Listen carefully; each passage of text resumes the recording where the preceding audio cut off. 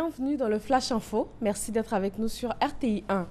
Il est rentré d'Alger hier après une visite de 4 jours à l'invitation de son homologue Abdelaziz Bouteflika. Le président Alassane Ouattara a fait le point de son séjour algérien. La Côte d'Ivoire compte attirer les investisseurs algériens sur son territoire afin de consolider son industrie de transformation des matières premières. 3 accords de coopération ont été signés pour la dynamisation des investissements entre les deux pays. Ils portent sur le domaine agricole et l'enseignement technique et la formation professionnelle. En Côte d'Ivoire, la journée mondiale de l'asthme est commémorée ce vendredi 6 mai. Cette maladie des bronches qui cause des difficultés respiratoires touche plus de 300 millions de personnes dans le monde. Qu'est-ce que l'asthme et comment se fait la prise en charge? Reportage. Souffler à plein poumon, quoi de plus normal et de plus agréable. Pourtant, ce geste naturel est difficile à faire pour de nombreux asthmatiques. Maladie chronique la plus fréquente du 21e siècle, l'asthme touche plus de 300 millions de personnes dans le monde. C'est une maladie des bronches qui se contracte, réduisant ainsi l'arrivée de l'air, d'où cette sensation d'étouffement. Cet homme de 53 ans n'a pas pris au sérieux ses problèmes respiratoires. Aujourd'hui, son état s'est aggravé. Aujourd'hui, là, quand je fais un petit effort, même ne serait-ce que je donne 2 coups de poing, tout de suite, ma respiration monte. Donc, je ne peux même pas escalader une côte, aller jusqu'au sommet là.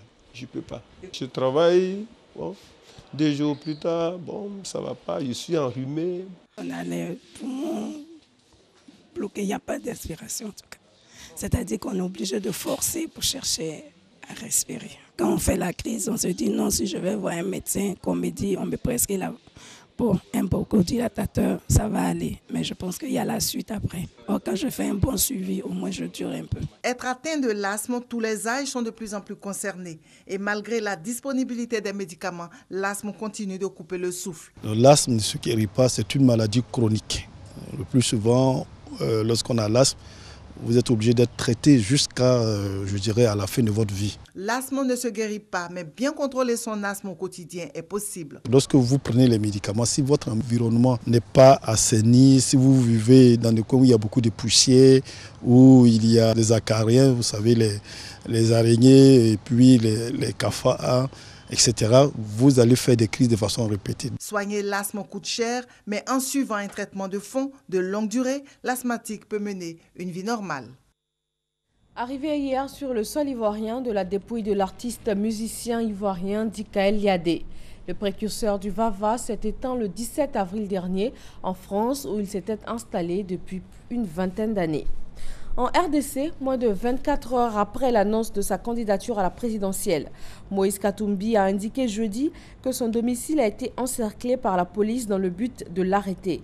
Mais les autorités assurent qu'aucune instruction n'a été donnée en ce sens pour le moment. L'ex-gouverneur du Katanga est accusé par Kinshasa de recruter des mercenaires.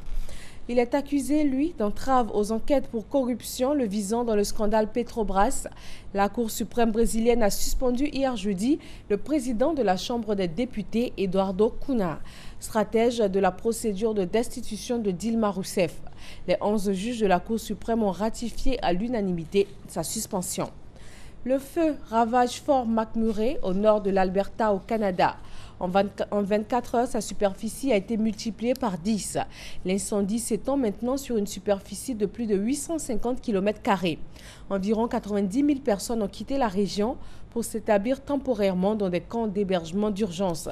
Un des experts en feu de forêt a clairement indiqué qu'il faudrait que la pluie vienne en aide aux pompiers pour que le feu cesse sa progression. La Corée du Nord ouvre aujourd'hui sa première grande assemblée politique en près de 40 années. Ce congrès du parti unique doit consacrer le règne absolu de Kim Jong-un. Au menu également, l'éventualité d'un nouvel essai nucléaire. Et voilà, c'est la fin de ce Flash Info. Je serai ravie de vous retrouver à 13 h pour le journal sur RTI 1. Très bon vendredi à vous tous.